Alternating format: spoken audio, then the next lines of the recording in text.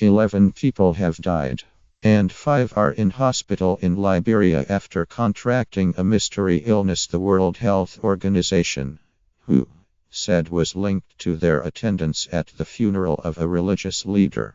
Officials have said, "We are still investigating.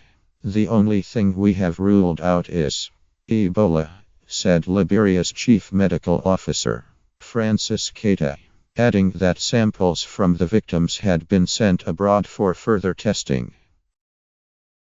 On Wednesday, WHO said Liberian health authorities were taking rapid precautionary steps after 8 people died of a mystery illness, 10 months after the end of a 2-year Ebola virus outbreak. It seems all of these people were attending the funeral of a religious leader, WHO spokeswoman Fadela Chabe told a briefing in Geneva. Many Ebola victims contracted the disease after coming into contact with corpses of other victims. They have taken samples from the dead bodies and all the samples came back negative for Ebola. They will be looking, of course, for other hemorrhagic fevers and for bacteria. If there was any common exposure to water contamination or food contamination, she said.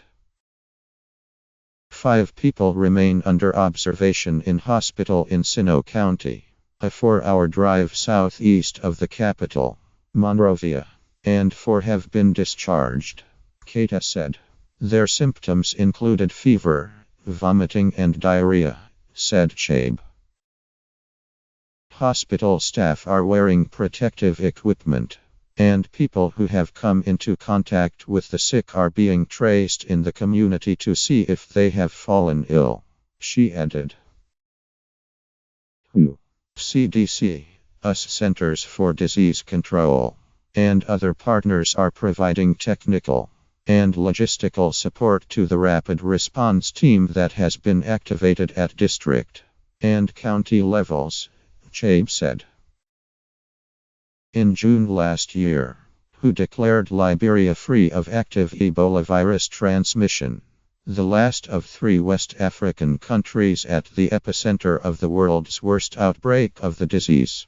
The epidemic killed more than 11,300 people and infected 28,600 from 2013 as it swept through Guinea, Sierra Leone and Liberia, according to WHO data.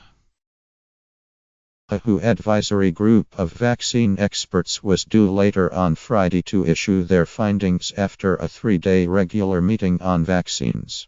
The statement would include an update on efficacy, safety and timelines for licensing Ebola vaccines, Chabe said.